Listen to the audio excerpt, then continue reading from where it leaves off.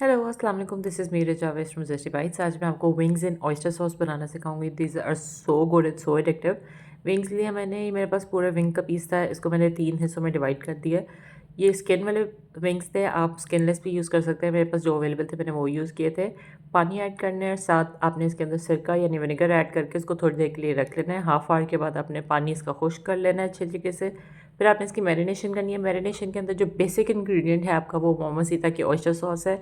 इसके अलावा आपने प्याज डालना है, जिंजर डालना है, बेसिक स्पाइसेस डालना है, मिक्स करना है अच्छे तरीके से और इसको मैरिनेट करके आपने 1 घंटे के लिए रख देना है। उसके बाद पैन के अंदर थोड़ा सा ऑयल लेना है आपने और इसको आपने पकाना है और आपने इसको कवर करके कुक करना है अच्छे तरीके से जब तक ये पानी खुश्क नहीं हो जाता इसका और अच्छे तरीके से ब्राउन नहीं हो जाता है।